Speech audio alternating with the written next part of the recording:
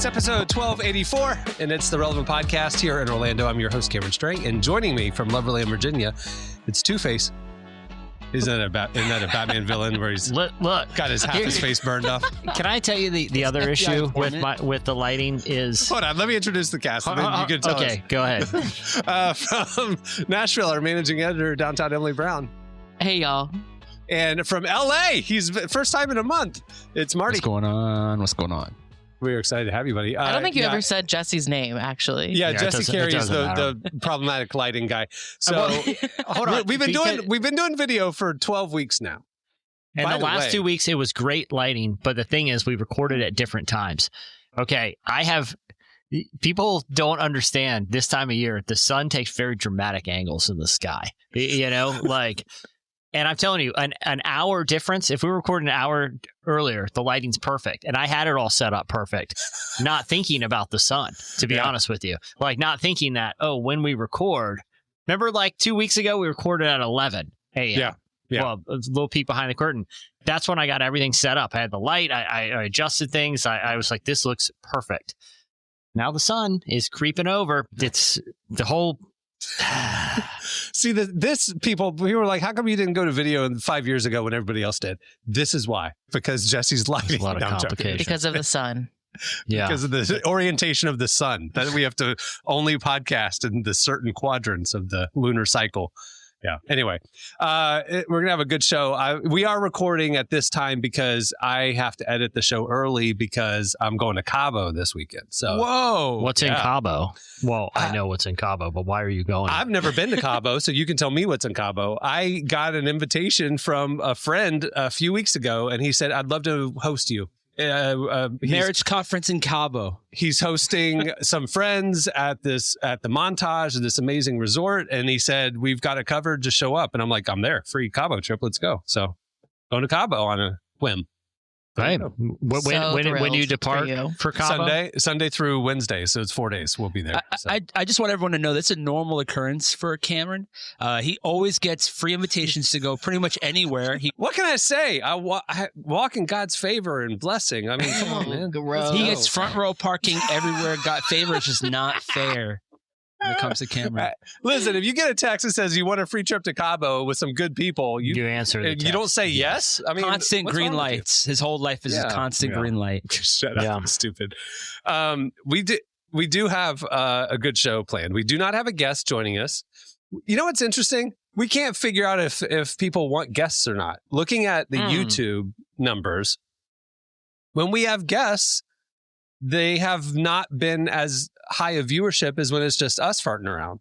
But then our number one episode of all of them is when we had Ryan Johnson, the director of Knives Out. Mm-hmm. So it's like some guests they want, but they don't want other guests. So we don't know what to do with y'all.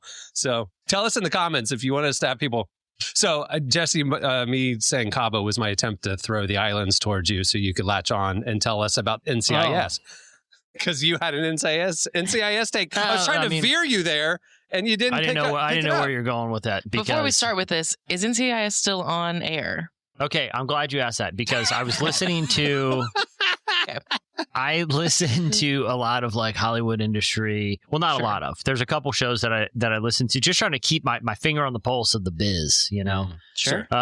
And they were talking about networks and some of their longest running, most profitable shows. And NCIS has been on for like a decade, right?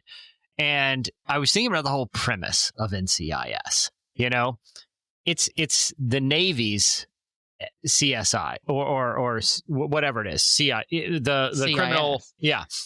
What's CIS? What is it? Criminal Investigation Services System? Now, listen, I've never seen NCIS, but I assume it's the same premise as CSI. Right? Where it's like it's part of the CSI family, right? But isn't there like a naval component to it? Like yeah, exactly. That's where the N comes in. But here, but that's the thing. It's the Navy's CIS, and I haven't actually seen an episode of NCIS, but I'm pretty sure it follows the same premise as the crime scene investigators, where each episode opens with some sort of grisly death. And, Criminal Investigative Service. Naval Criminal Investigative I think we got that. and investigators have to go in and use forensics to solve the crime, how this person died. But I was thinking about this. The premise of this show is it's every episode starts with a murder, right? Now, Law and Order is the same way. I mean, we've been doing this for 40 years. Yeah. This show's been on for 10 years and it's been running for 52 weeks a year. Wow. Okay, look, the hundreds and hundreds of episodes.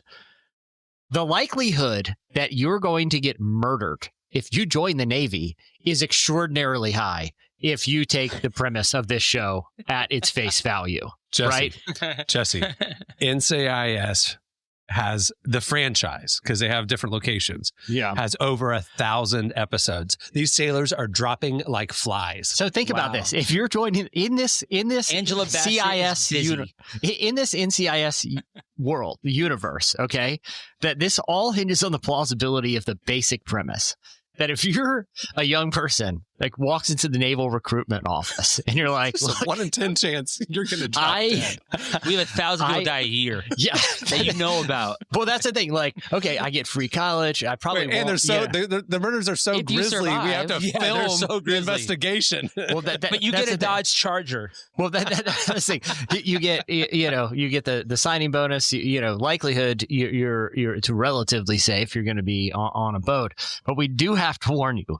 We have a prolific murder rate. We have grisly murder. You are so likely to get murdered by a fellow sailor that we have entire crime units around the Navy to investigate. And let me tell you, they are grisly deaths in this world. Like sailors TV worthy. It's going to be so like Dexter horrific. worthy, right? Yeah. Like they're pretty graphic. In the world of NCIS, sailors are murdering each other in grisly fashion every single day. Not a day goes by, or I'll say this, not a week goes by, where a sailor is 23 seasons. 23 brutally murdered. Absolutely brutally murdered, probably by someone else in the Navy. Like, and I like that whole concept. Because if it goes outside of the Navy, if the murder's outside Navy, then we're just talking federal officials. That's not NCIS. Then we got to go. This is intra-naval grisly murders. The Navy is basically, according to the show, just breeding serial killers. I'm talking in the NCIS world. There is a grisly, absolutely brutal naval murder every single week. In perpetuity for 23 years. For decades. They cannot. They're like, look, when you're at the recruitment office, they're like, look, we're pretty good at getting to the bottom of who did it, but we have made zero progress in preventing this problem from continuing. Obama. It's actually gotten worse as we've done more, I don't know, but I when they said CIS had been running that long, it made me really think about what the implications of that are for the basic premise, When you said before the show, before the show, I said, is there anything pressing that y'all need to talk about today? And you said NCIS. I thought, well, I trust him. I'll try to tee up the coast, or, we're at the sea. I'm going to be at the sea, and that will get him thinking about the Navy. I didn't expect it would be that take, but I was driving, and like I said, that random stat about how long that show had been running came up, and that's just where my mind went. I was thinking, like, that's a lot of murders. This is shocking. It's in Gotham City or something. Like, how does this even happen? That's I had that thought because I watched Criminal Minds, which that's like 20 seasons, and statistically on that there are thousands of serial killers just like wandering the U.S. right now, and it's like I would like to think statistically that that's not accurate. Don't know for sure. Because Criminal Minds is like the mind of a sociopath. Yeah. So this isn't just gang violence or every like episode, Law and Order type thing. Yeah. Every episode, 2 to 3 or more people die. Like it is like same thing, just not dropping Navy. like flies. It's the same thing, just not the Navy's not involved. But imagine that, but confined to a single branch of the United States military. At least Criminal Minds is like throughout the U.S., sometimes the world. Yeah. Criminal Minds, not even scratch the surface. 324 episodes over 15 seasons. I mean, you got to look up Law and Order, Kim. Because that one has been since I was a little kid. And that one's specifically New York City, right? Yeah, and the crazy thing is, it used to be like Law and Order, but now they're getting like even specific. It's like Special Crimes Unit's the one that does the best. People like the worst of the worst. Okay, Law and Order proper, 532 episodes over 25 seasons. That's it. Oh, you know why? Because NCIS goes on. Yeah, it doesn't have a season. Okay, it just that's goes probably on a forever. better. That's probably a better murder rate than the actual New York City. Law and Order Special Victims Unit has 580 episodes, more than the original, over 27 seasons. And still, NCIS has 1,000. Law and Order Organized Crime has 75 episodes over 5 seasons. Yeah, I can't. So NCIS has how many? Over 1,000. Well, wait. Was that specifically NCIS or like the NCIS franchise? So the NCIS proper has around the 500 mark, and the NCIS franchise has over 1,000. But it's still the Navy. So even if it's like Navy. different ports. That's why I said the franchise. It's all Navy franchises. I am curious if this has impacted Question. the Navy. Are they all like thrown over the railing and that's every murder is just you got pushed over the edge? That's the question. I can't say that I've ever seen a single episode. But I do know. You think you could just put some surveillance cameras on all the boats and then you just see who pushed everybody and then get them. I mean, it's over. I'm actually just more impressed they were able to come up with 1,000 unique ways to murder. Get pushed over the edge of the boat. Yeah. In the Navy. Yeah. Yeah. But either way, it is shocking that all of these murders are confined to a single. The Navy. More murders, twice as many murders than happen in New York City every week. It's an insane amount of people of watch it, which happening. is crazier to me, right? Like people, like when I drive around California, like LA, you see the signs of like new season, and there's like a shark coming out, and I'm like, now the killers aren't humans. Now the killers are one that animals. Has what is it? Mark Hamill, the guy from that Nickelodeon game show Double Dare, and on one of them. Not Mark That's Hamill. Mark Weathers. I know. Maybe I don't know. The guy from that 70s show, Wilder-Ramis, whatever, he's on the show randomly. Mark Summers is who I was thinking of. He's not on one of them? It was weather related. Yeah. Weather related? You said Mark Weathers. His name is Summers. It's been a long week, guys. Wait, okay. This is making me... My mind's it's been really working hard trying to work through this NCIS thing. I am curious if NCIS would be. So I don't know if y'all saw, I think it was the Emmys this week announced like a legacy award, which was this new award they'll give to shows that have had, like, Mark Harmon is the one on NCIS who is not Mark Summers nor Mark Weathers. So just FYI. Not weather related whatsoever. Not Carl Summers either. Yeah. Sorry, continue. So there's this new legacy award, and it's like for shows that have had some sort of big cultural impact, but they have to have at least 60 episodes for 5 seasons. Like they can't just be like, a limited series or whatever. And so there's all these shows that are up for eligibility. I would love if something like an NCIS won over like Sopranos or something like that. Like just something that has an insane amount of episodes. Like that's so funny.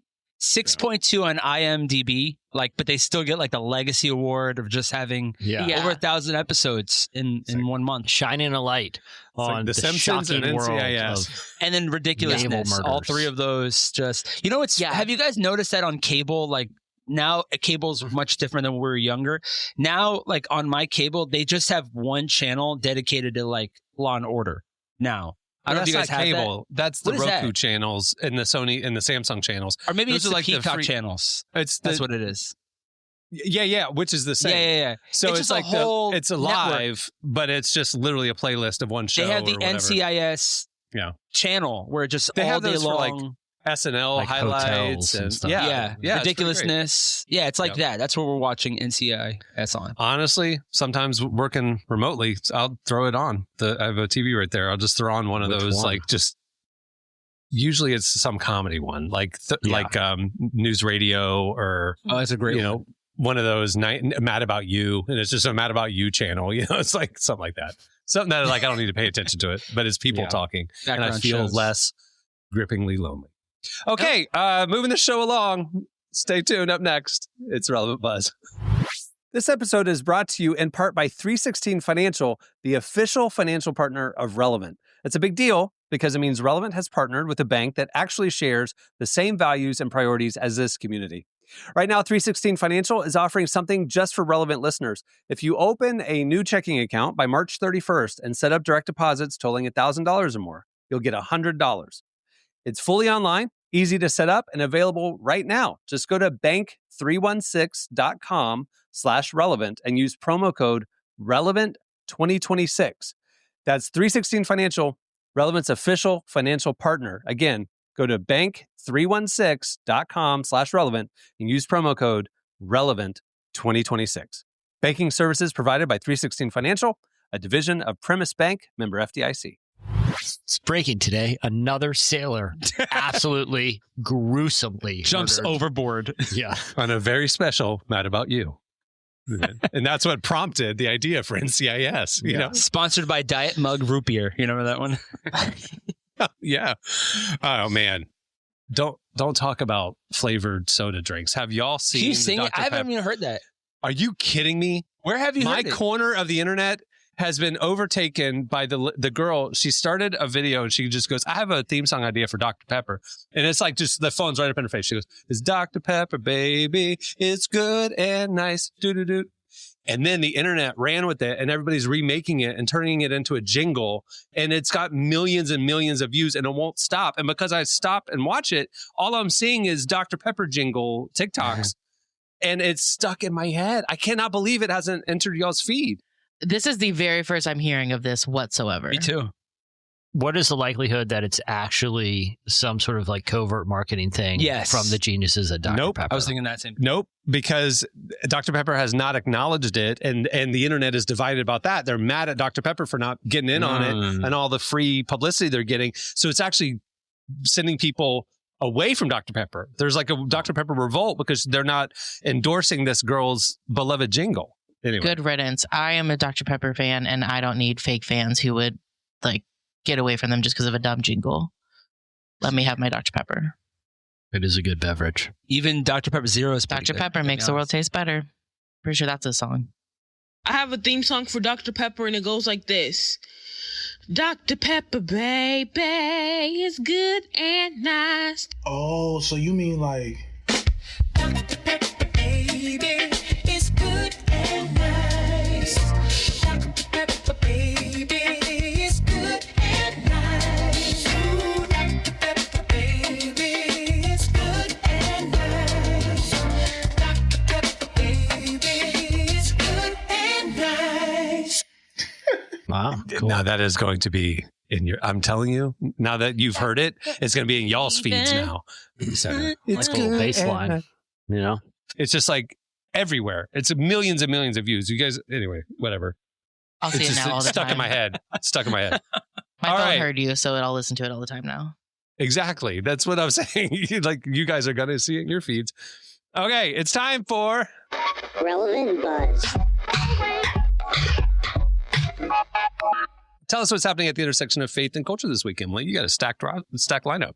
I do. And I'm going to kick things off with something that I never thought I'd start with, which is talking about the Kardashians, specifically Khloé Kardashian. On her podcast, Khloé in Wonderland, she recently did an entire episode where she opened up about her faith and beliefs.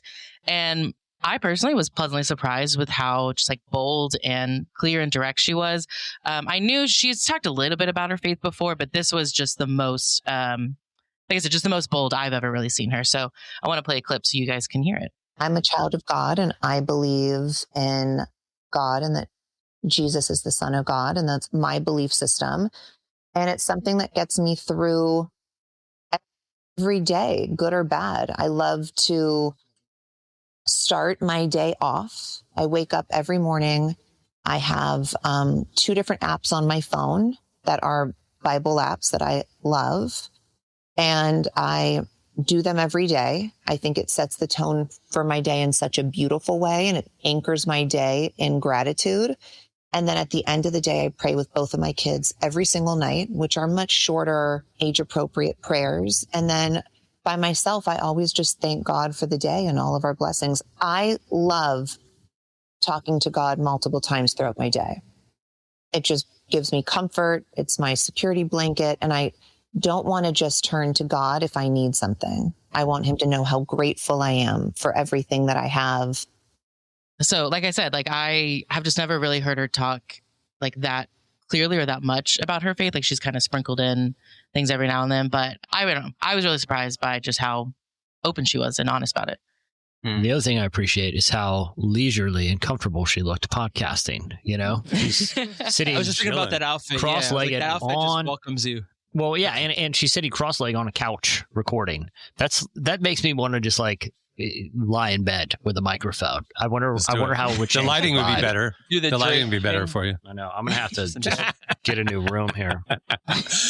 Yeah, we posted that and it went bonkers. It has millions and millions of views and hundreds of thousands of likes, but the comments are not nice because they're not like, obviously it's not just the relevant audience. It's primarily not the relevant audience, and they're like, you know, they'll know you by their fruit. Christianity and vanity and wealth don't go. I mean, people are just ruthless. So don't read the comments. So go, Khloé. Yeah. We're happy for you. Yeah. Thank you for being bold about your faith. If only those people had some sort of insights into how we should treat judgment, you know, that would be very helpful. She's like, I'll just be honest with you. Like, I kind of was like, aren't they known for like promiscuousness and stuff? Like, I don't follow the Kardashians. And Emily told me that she's been she's been celibate for the last 4 years. And she's great. Like really trying to live the Christian life and daily devotions and daily prayer. I mean, it's like, I got to be honest with you. This challenged my perception of her, but it also was like, do I have that much discipline in my spiritual practices every day? Like, am I getting lapped by a Kardashian? Like spiritually, this isn't, got to step up my game here. I feel like with her, especially like celebrities, they have to prove even harder that hey, like God is working in my life. Like I have to now explain like what God? What God? Yeah, like because people are like, you don't know what you're talking about. And they're like, I have to actually go harder now to explain to you that I do pray with my kids, and that's the part that I think we are all cynical as humans. But you know, if it's authentic, great. But you know, we're so used to being cynical that we're like already shooting it down, and she's like, you know, having to prove it. Yeah, and I will say, like, the entire episode is like 45 minutes long, and it is just like her... Just about her faith, just about her faith. Like, I actually do want to show another clip, because I think a lot of people, they see one 60-second clip, and they decide, I know everything about her faith. But like I said, like, she talked for a very long time about it, was very open. But there was another clip that I also just really appreciated, where she was talking about the power of prayer that she has seen in her life and how she's witnessed it. And, like, that to me just shows, like, she is very... convicted about her faith. So the power of prayer is so real and so strong. I know because I have so much faith. Like I've helped so many people.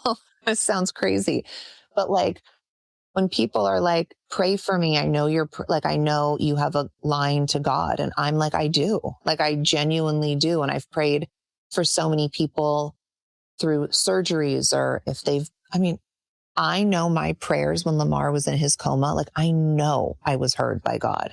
There's just no other way. Like, my faith does not waver. I know he hears me, and I'm going to pray until the cows come home or until Jesus comes back, whichever one. Khloé Kardashian, everybody. Khloé Kardashian. Go off, queen. I met Lamar Odom one afternoon. Cameron, I think I showed you a picture. Oh, yeah. You showed at a convenience store.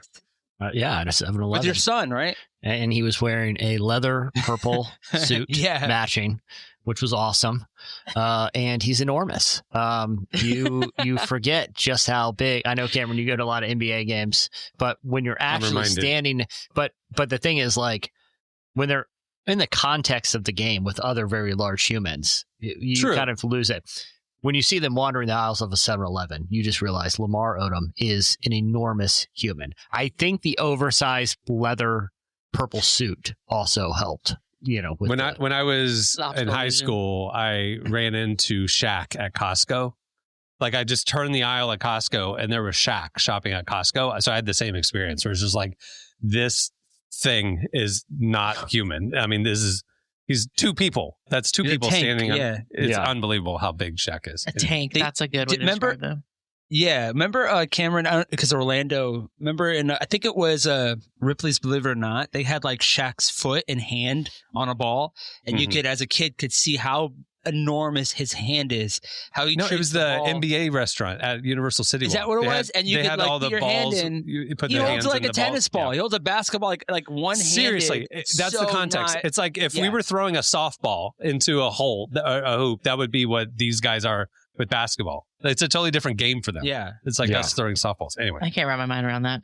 We got to move on. Very nice guy in Mike's limited Lamar experience at the 7-Eleven. He didn't used to be, and then Khloé prayed that the Lord would work on his heart to be nicer to people. Boom. Fix that attitude. Boom. And he started dressing better, apparently. So yeah, you got this sweet purple leather suit in Did rotation. it make you want to get a purple leather suit? Oh, I bought several after that interaction from him.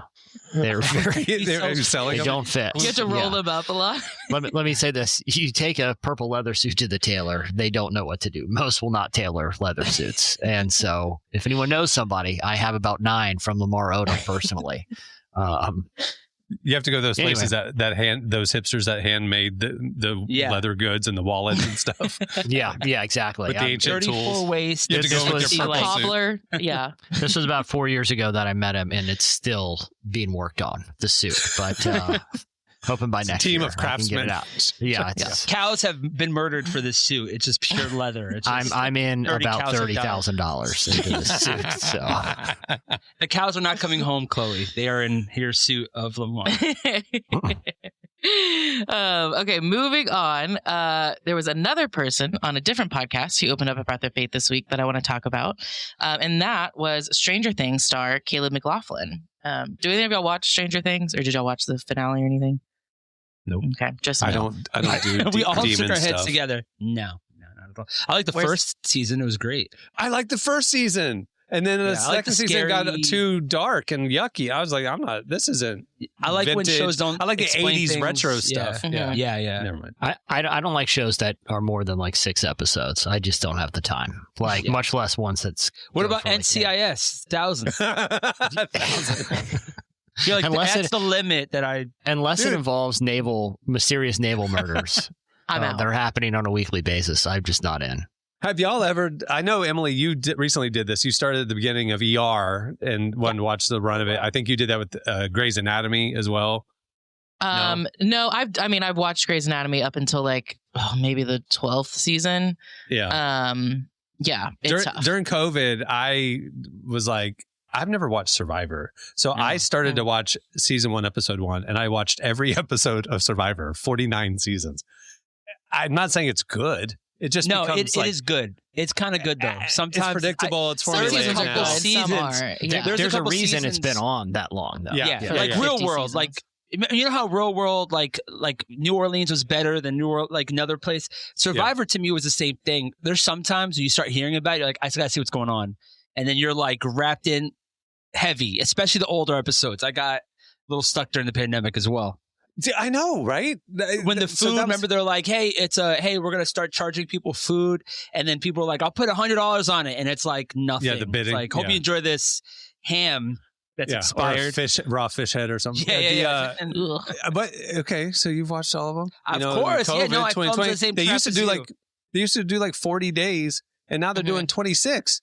Oh, wow. It's like, rookie? Lame. I can fast. OG Cast needs to jump on. Church is on a 21-day fast right now. What are you complaining about 26 days? Like, go 40 and then talk to me. Anyway. And honestly, those 30 to 40 were always the best part because that's when people really start losing their sanity. Nuts. Yeah. People's body was giving out on them. They couldn't do the challenges. Really. They got super skinny. They should just really start at day 30. I don't care about 1 through 30. There were actual survival risk in the early seasons. Real quick, I found the picture. Nah. I'm not a big guy, but I'm not small. No, but look how huge he is. Yeah. Look how huge he is. Yeah, he's enormous. And look at that suit, guys. Wow. Jesse, you're 6'1". That man looks like he's 7'9" next to you. That is insane. He probably I don't know why. Jesse, I expected that picture to be at night. I don't know why. Like convenience store. No, this was in the middle of an afternoon. Like midday 7-Eleven. No. Yeah, I thought it was like at 2 a.m. Like he was just like going to a party. But was that just normal every day. 4 p.m. in a leather suit, purple. Great. Yeah. Incredible. This was just his everyday wear. He was going to a meeting. He was just going to 7-Eleven. He Tell us about Stranger Things. Getting us back to Stranger Things. We're talking about purple suit mode. We don't need guests anymore. Just kidding. He's been in purple suit mode for 4 years because he's drowning financially because of this purple suit. He's trying to get tailored. He's got to keep up with this. His GoFundMe is dwindling. Yeah. No, yeah. Okay, let's talk again about Caleb McLaughlin, who played Lucas on Stranger Things. So he's been doing press as the series wrapped up, and he appeared on Pod Crushed, which is hosted by Penn Badgley, who's from like Gossip Girl, You. I don't know. Y'all probably didn't watch those shows either. Penn and Teller. No. He's the one who doesn't talk. He makes maybe he was podcast. named after He's mute. that. Maybe he was named after. I don't know. I'll have to ask him one day. He's got a great podcast though. He just sits there quietly nodding. His name is Penn. Penn and Teller. Penn Badgley. But I'm just saying, like, you can name your kid Penn? I don't know. Do you think it's short for his Peninsula? I don't know. Pimothy? Pimothy? Yeah. Forrest Frank blocked me because I called him Forrest Frankfurter. And he was like, it's not short for that. Stop. His real name is Penn. It's Penn Fraser Gillette is his given name. You lie. No, I just looked it up. I just looked it up. The internet's never lied. I mean, according to Wikipedia. So a university, a 90s sitcom, and a shaver. That's what he's named after.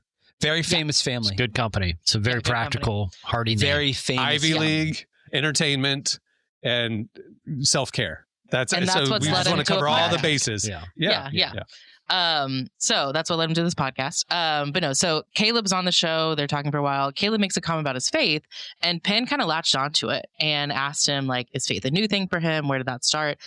And it turns out faith is and isn't a new thing for Caleb. So he grew up in the church because his dad was a pastor, is a pastor. So he's a PK. Wait, he's at PK doing a demonic show? Mm-hmm. Disappointment of the family. Yeah. So not surprising. He does admit that his relationship with God is not what it used to be. Probably because of various things, like we all go things. I probably didn't help the situation. But he said that within the last year, he just has like kind of had a renewed sense of like wanting to get back and like right with God, get things back on track. So I want to share what he had to say about that. Felt a connection with God in my my spirit. I can't even remember the day it started. It was just always been a part of me. It's always been part of me. But I think there's always a different level to it, because I feel like sometimes you live your life and you kind of like get into the world a little bit, and then you kind of stop praying sometimes, and you're like, all right, I'm praying before I go to sleep. All right, and then you like, all right, great. But then you have those moments like, wait, I need to pray and talk to God, like Khloé, like ground yourself, and that was a lot. I did that a lot this summer, and I went to church a lot with my family, and I deleted Instagram and. Got off social media, and it just started like, grounding myself a little bit more and talking to God more. And it's been really replenishing.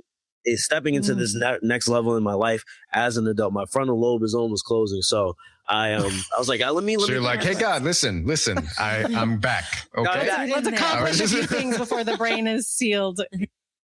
This summer I turned godly. Yeah, good for him. Yeah. This is new show. I turned godly. This summer I turned godly. Oh man, coming soon on PureFlix. Yeah. All right, what else you got? Moving on. I do have to pivot, Buzz, for a bit. Talk about some things that happened this week. First thing, Philip Yancey, who wrote books like What's So Amazing About Grace and The Jesus I Never Knew, and who we have spoken to before, Irrelevant. He confessed publicly that he had been in an 8-year extramarital affair, and because of that, he would be stepping away from ministry to focus on restoring his marriage. 76 years old, ladies and gentlemen. So yeah. Yes. Sold 15 million books, Christian books. Wow. Very, very influential Christian author. So a lot of people like when Ravi Zacharias and others have, things have come out about that were very formative to people's spiritual journeys. There's a lot of upset and disillusion and hurt people right now. So I can't believe that he was able to even have. Okay, we're not going to go there. Sorry. No, you can. One of the commenters said exactly what you're about to say. We saw it. Okay, I'm going to be honest with you, all right? That's just my first thought. I don't know who he is. I have no idea. He could be anybody. He looks Guys, I think we should need to circle back to that purple suit. For he looks like John Piper's brother with like a little Bob Ross fro, right? And still, he was able to get another woman. Like a woman was attracted to him and was able to have an extra. I can't get anybody going on a date with me, but that dude with that hair. Good Lord. He looks like John Piper's twin brother who has like a little bit like it's a hippier version of John Piper, and someone wanted to be with him. How did that happen? Somebody He's said like that 78 years old. it's a thing. It's very sad news. I want to see this lady. Very sad. He did say he was not going to give like any details about it because she's married too, and so he doesn't want to cause more hurt to her husband, and out of like respect for his wife, and her husband doesn't know. So, just kidding. He never suspected a thing because he's like, well, that guy's crazy. They're definitely friends. He's definitely. We're good. You guys could go on that trip together. Nothing's gonna happen. All right, next topic. Moving on from guys, that. did I tell you about that one time I met Lamar Odom at a 7-Eleven? Jesse's just like, escape. He's trying to pull the cord. Just get out of this. All right. Unfortunately, I got to move on to something that not really even better. Worse. She's going to bring us something worse now. Yeah, unfortunately. So sorry about this. But we have to talk about... This is like an episode of NCIS, going from one horrible thing to another horrible thing. Well, I didn't start with the horrible thing. Every single week. Thousands of these. Thousands bodies are just piling up in the... These it's like the pluribus food room where all these dead bodies are just lined up floor to ceiling. All right. Okay. No, I want to talk about what's happening with Stacie Orrico, which is a name we probably have not heard since 2006. I don't know if y'all remember her. All right, no shade. Don't throw any shade on No, I'm just saying, like, she has stepped away for like 20 years. And so if you don't know, she was a really big Christian pop artist. She had songs like Stuck, There's Gotta Be More to Life. Like, she was really big when she was a teen. Like number 2 on the Billboard charts above like Eminem and like she had like crossover hits. She's one of those few crossover Christian acts that was real big in that 2000s pop era, early 2000s. Yeah, and so she had this big career, and then kind of all of a sudden it seemed like she just like stepped away for no reason, and now fortunately we have a little bit of some light has been shed on why that happened. Last Tuesday, Stacie sued her former manager and label over childhood sexual abuse. The lawsuit names her former manager, Britt Ham, along with Universal Music Group and Christian music label Forefront Records. In the complaint, she says that for several years from the time when she was 14 to 18, there were several instances where her manager sexually assaulted her while they were on the road, and that complaints were made to the label, and the label executives did not do enough to protect her or remove Ham from having any sort of influence on her. We have more details on our site. We don't need to get into them. If you're interested, obviously you can go read them. It's tragic. It's allegations at this point. Yes. Obviously innocent until proven guilty, but it's just another thing. It's just really, my goodness. Yeah, sad story. Really sad. Can you pull us out of this ditch that you've brought? I can. I promise. So there I was, Slurpee in the purple suit. Marty, what? That is an you're making the girls on our video feed. This is the perks. This is the perks of watching us on video, is that you get to see stuff like this in the purple leather anyway, suit. I was really thirsty. I found that. That's not even ChatGPT. That was him there normally. I am, filling it with Coke. The big There's him trolling the 7-Elevens in Virginia Beach. Why did they give him a cane? Why did they give him a cane? Like, all right, they didn't give Lamar Emily. Emily. I got to pull us out of this. One. Okay, last thing I want to talk about.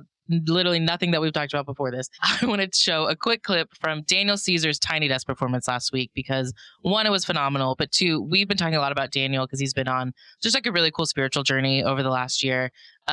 He talks about it or sings about it a lot on his latest album, Son of Spurgey. So he stopped by Tiny Desk last week, played a couple songs from that, and I just want to share a quick clip of that performance. Chances are I'll step out of line. But who knows? Lately you set up in my mind. Yeah, girl, you and I'd like that.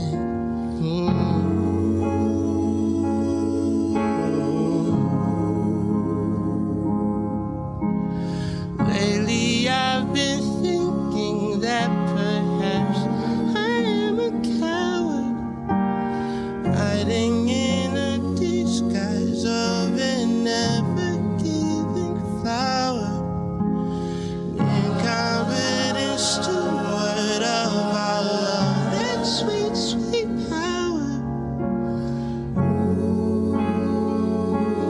Well, there you go.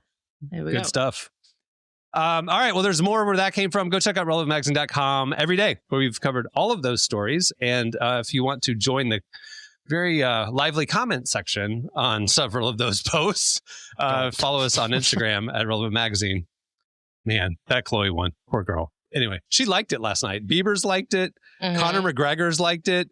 White House Press Secretary Caroline Leavitt has liked it. Quite the collection. Khloé liked it. Yeah. It's the weirdest collection of celebrity likes that we've ever seen on one of our viral posts. It's like, it's very funny. How'd they see it? Yeah. Lamar Odom liked it. Shaq liked Conor it. McGregor. Conor McGregor, dude. Like if you were to say name 15 celebrities that you think like this post, I don't think Conor McGregor would be on that bingo card. Yeah. Anyway. Okay. Stay tuned. Up next, very quick edition of Slices. Today's podcast is brought to you in part by Day One. If you're looking for a great new addition to your podcast rotation, Day One has been on the radio and now podcasting every week for 80 years. Hosted by Reverend Dr. Katie Gibbons-Keim, each Day One episode features a different preacher from across Christian traditions, from Westminster Abbey in London to the Luke Church in Humble, Texas. Find the Day One weekly podcast on Spotify, Apple, YouTube, or wherever you get your podcasts, or visit day1.org. That's DAY, the number 1.org, day1.org. Sermons, interviews, and insights every week. I highly recommend. Okay, it's time for Slices. All right, what do you have, Jesse? All right, so there is a new website that is launched that is called Lottery Every Second. And basically what it does is it's running simulations of the Powerball lottery as well as like the European equivalent of it every single second, right? And the whole intention of this website is to show you how improbable it is that you will ever win the Powerball, and basically illustrate how the Powerball and those type of lotteries are basically a massive scam, showing that if you were playing, because some people play Powerball every week and they have this delusion that consistency eventually will have to pay off. This is running it every second. And every time it doesn't win. That's because if you played the Powerball lottery every second, right, to try to hit a single jackpot, guess how long it would take to hit with the current odds of a Powerball? Like days or something like that. Like it would take a long time, I feel. Like 10,000 years. It would take 4.6 years. Whoa. If you're playing every second. Okay. Oh. That's how long those combination of numbers. Basically, they said this website exists to make the absurdity visible. Watch the numbers roll. Watch them never match. Feel the seconds tick by. Imagine all the money it would cost per ticket. Every second that passes is statistics working exactly as expected. And it goes to demonstrate Powerball and most like state and government run lotteries are a massive, massive scam. Those games would not be legal in casinos. Like gaming commissions would not allow them because the odds are so tilted. It's basically a tax on gullible people, the state-run lotteries. And so I think this website hopefully is illustrative to people who play those games that you're essentially just giving money back to the government because it is a massive, massive scam. I'm playing it right now. I have not won yet. Yeah, well, we'll check in 4.5 years. I've never done lottery ever, but I'm just like, I'm on the site now. I have an uncle who has won. He's won twice the state lottery. It was like, I think 50,000 each time. But we talked to him like, what's your strategy on that? Every single day he buys a ticket. Like he is spending. I mean, even if he won, like I said, he won like $50,000. There's no way he's made that money back because of how much he's. Yeah. If hopefully breaking even. And it's like, even then you get taxed for it. Like, it's just, but it's like you hear like, oh, I won the lottery or I won, this big jackpot and it's great. But it's like, what did it take for you to get there? Like, imagine if he had invested all that money, like the compound interest on it. Yeah. Wow. Well, and two, once you collect your winnings, you lose about half back to taxes. Like the state just takes it back. It's a big scam. I think he ended up taking home maybe like 32,000, something like that. Like it was like, it really was almost like half of it was taxed Yeah, it's crazy. The weird thing, I saw somebody who won the mega something, $1.9 billion in Arkansas like a month ago, and they said her take home, because she did the one-time payment, and her take home after taxes was like $560 million. Wow! Because when they already do the thing. If you want it up front, we're going to give you about half of what you would have won in installments, and then half of that was taxes. So she made it. Was that the lady with the Scream mask? I always love that when they come through and they're wearing like a they won't show their face, so their relatives and friends don't know they're rich. She had a Scream mask and a leather purple suit, and she appeared to be about 7 feet tall. So we don't know. Huge white afro. It was. They're holding like a big check with the mask. It always makes me laugh because it's like a different character. Like it'll be like a Halloween mask. Like sometimes they're so cheap. People will like get the cheapest mask, and it's like their head, and it's like holding this big check of $10 million. You would buy like one of those like super realistic Hollywood prosthetic like alien mask or something. Anything. Yeah. I'd get one of those hyper realistic masks like Bryan Cranston wore to Comic-Con that one year, where he wore a Walt White mask. Yeah. I want a movie quality. I mean, Chewbacca and movie quality. Cost would be no option. Yeah.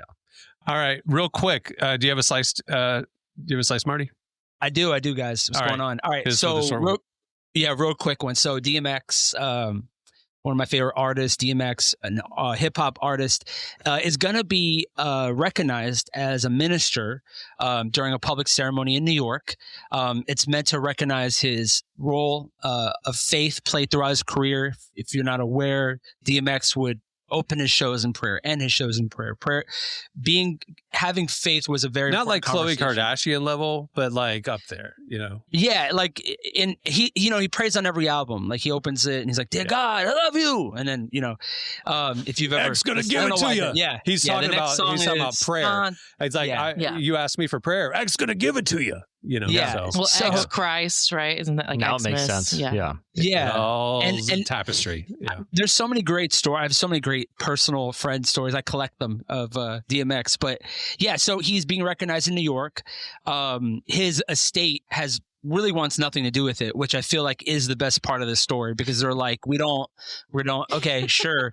This is an unwanted ordination. Yeah, it's unwarranted. Who applied for this? Like nobody did. They just were like, hey, let's just give it to DMX. And so, it's just a funny, because the church that's actually giving it to him, they're pretty like recognized. They were part of the Underground Railroad. Like they have this rich. It's an history. AME church, like a historic black church. And it's just like they have a rich history. But his estate is like, we're good. We're good on this. We don't need it. Emily and I were confused because we were like, is that a thing? Like somebody's dead and then you can like after the fact, like make them a minister. And you looked it up, and it actually is a tradition in the Methodist denomination, in which not AME a common one. Not a common, but AME, American Methodist, precedent for it. It's a offshoot. Yeah, makes sense. Methodist. I'm curious what the point is, because when I think about obviously when a minister is ordained to serve the church and to minister to people, and it's like, well, he's dead, so what's the point of this? But all right, that'll do it for Slices. Stay tuned. Up next, I got a game. We're doing part 2 of Overrated, Underrated, or Just Right. Okay. Stay tuned. Today's podcast is brought to you in part by Mercy Ships. Globally, 5 billion people lack access to surgical care. In sub-Saharan Africa, there's only one surgeon for every 200,000 people. Mercy Ships provides free, life-transforming surgeries for people who have little to no access to medical care. They help the blind see, straighten twisted limbs, remove deadly tumors, treat cleft conditions, and so much more. With state-of-the-art hospital ships, they provide safe surgery to children and adults living with treatable conditions, and it's completely free of charge. They do all this work with an all-volunteer crew of professionals who donate their time and talents. Surgeons, stewards, nurses, engineers, and more make the world a better place. Your donation today provides free, safe surgeries to people in desperate need of help. All gifts are matched, so please donate today at mercyships.org/relevant. Okay, it's time for Overrated, Underrated, or Just Right. Marty, you weren't here last week when we played this for the first time. I'm just going to tell each of you something, and you tell me if it's overrated, underrated, or just right. It's pretty self-explanatory. Okay. Here we go. We're starting with you, Jesse. Mayonnaise. Oh, totally overrated. It's disgusting condiment. I don't touch it. It's what are you talking about? You eat club sandwiches without mayonnaise? Yeah. I never go near the stuff. It overwhelms the taste. Like, it's not complimentary. What are you It tastes like talking about? mayonnaise. Mayonnaise? Listen, you talking asked I think me. you're putting too much Mustard. mayonnaise on it. Even a hint. I It's don't the like. least tasty of the condiments. It's more for It's unnecessary. Jesse's a dry creaminess. guy. Anyway, all right, Overrated. here we go. Not a mayo guy. All right, Marty, squats. Overrated, No, they- underrated, or just right? They're just right. Squats are good for you. Yeah. Good for your back. Especially being a dad, you guys know. You guys Yeah, got to just- do. You're gotta- picking up gotta your be doing kid. the You got to do squats. squats. Yeah. Yeah, got to do it. Emily, Chris Hemsworth. Overrated, underrated, or just right? Just right. Yeah. He's You said that with so We're much good. care. Just right. He is just, Just right. Chris Hemsworth, baby. Why'd you He's go like good this? and nice. At the end. Chef's kiss. Yeah. Why'd you go Oh. chef kiss him? leather purple All right, suits. Jesse, overrated, Just right. underrated, or just right? Pet fish.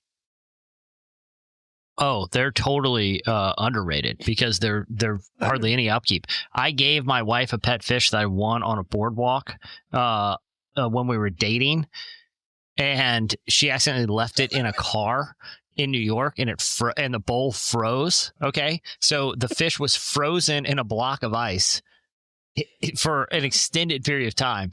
It thawed, and he lived. They're super rare. Shut That's up. about right. Yeah. That's about right. Yeah, dude. It's the whole I'm telling premise you, of the very woolly mammoth. resilient. Of the, Biblical story there. They're so Yeah, low that's great. maintenance.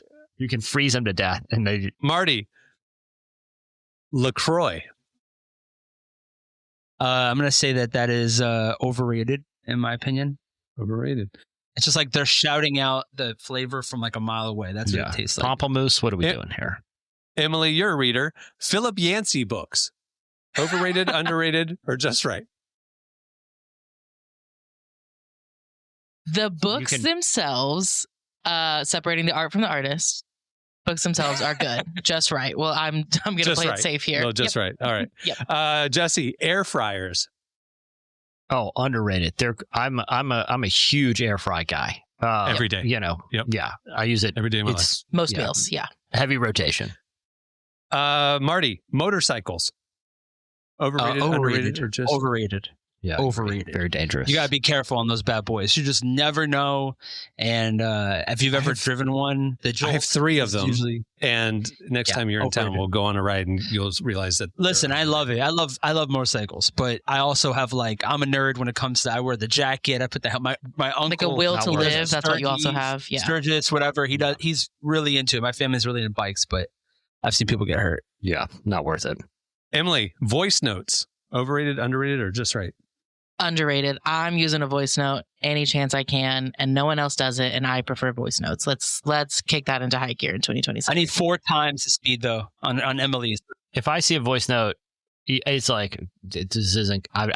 This message might not. It might as well not be sent. I'm not listening. Thank you, I don't. Jesse. And especially Listen. if it's over a minute, I'm like, what do you think the time I got? Just I've text it, I've sent a 9-minute voice note one time, and my friend responded back with another voice note. Was like, "Thank you for that podcast," because that is essentially what it gets into. I got All right, Jesse, Sammy Davis Jr. Overrated, underrated, or just right? Seems just right to me. Yeah. You know, I feel no one's got any beef, but no one's, digging out the greatest hits, just right. Just right. Marty, Back to the Future 2. Overrated, underrated, or just right? Oh wow, yeah. You know what? I'm gonna say it's just right. I actually liked I liked the 2. It's great. I liked it. I got the I didn't like hoverboard 3. right over there. 3 was the bad one. I didn't. Air like. Mags, come on now. Yeah, I have the Air Mags too. I have Air Mags. I and even the like that hoverboard. they switched I have a the girl Lego out. set of the DeLorean.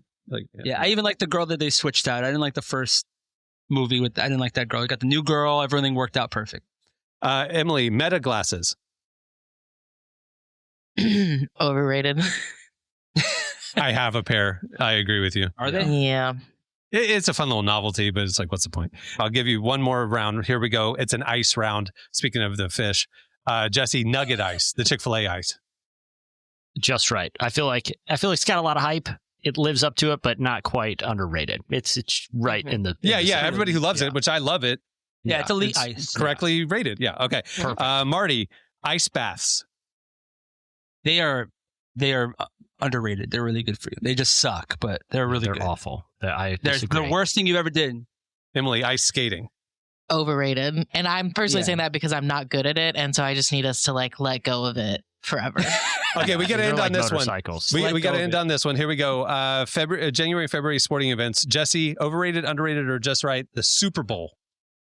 Whoa. Underrated. I feel like we should have an extra day off after. I feel like it should be a much bigger deal. Huge Super Bowl guy. Love it. We throw a big party every year. Underrated. Everyone should have a blast and get the day off after. I'll die on that hill. Marty, the NBA All-Star Weekend. I agree with Jess. It needs to be a whole week. Yep. No longer the weekend. I don't know. It's fallen off. It's kind of overrated. I'm the biggest NBA fan. I think the dunk contest is getting weird. They're no longer doing the weird dance before. NBA All-Star Weekend up until about 2010. Chef's kiss. But since then, tough. Emily, last one. The Winter Olympics. Overrated, underrated, or just right? Winter Olympics specifically, overrated. There's only like 3 events that are actually interesting. The rest are just not really worth watching. Summer Olympics, underrated. But winter... Sorry. No offense to the athletes. A lot of losing. Yeah. Cool runnings. What is curling? Hey, if y'all made it through our NCIS and Yancey talk, we appreciate you watching. If you like the show, hit like, subscribe, comment underneath. Tell us your thoughts. We like seeing them. If you're listening to the audio show, hey, we're over on YouTube too. You should check us out. Follow us on Relevant Magazine on Instagram, and we're posting on YouTube. We're posting on Threads. We're posting on TikTok. A lot of stuff happening. And check us out at relevantmagazine.com every day for the latest. All right, on that note, we'll wrap it. I'm Cameron Stray. I'm Jesse Carey. I'm Emily Brown. I'm Marty. We will see you next Tuesday. Have a great week, everyone.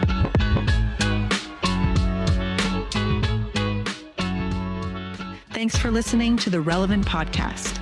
For the latest at the intersection of faith, life, and culture, make sure to check out relevantmagazine.com. And while there, go over to issue 117 of Relevant. The new digital issue is packed, and you can read it for free. If you want our enhanced magazine, as well as ad-free reading at the site and ad-free versions of our podcasts, sign up for Relevant Plus. Plans start as low as $2.50 a month, and it's the best way to experience our content. Find out more and sign up today at relevantmagazine.com.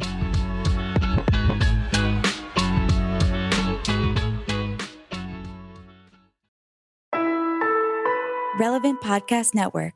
If you're a podcast host, listen up, this one's for you. My name is Allie Jackson. I'm the host of Finding Mr. Height, a dating and relationship podcast that I've been doing for 4 years now, sharing my positive and practical approach to dating that's built on my own life experience. And I wanted to share another experience that I've had, my secret behind monetizing my show. It's called Red Circle, and I was just telling my colleague about how much I love their platform. With Red Circle, not only am I getting a seamless hosting experience, but I also love the support I receive in ad sales. It's not just typical ad sales either. It's targeted opportunities based on my show and my life. And the platform is super simple. You just set your preferences and Red Circle matches you with sponsors that align with your show. You can vet every opportunity and their platform gives you great analytics. More recently too, my Red Circle team has brought me opportunities outside of my podcast on social media to really augment the podcast partnerships, bring them full circle. I just can't recommend them enough. If you want to give it a try, go to redcircle.com to get your free trial. That's redcircle.com for a free trial.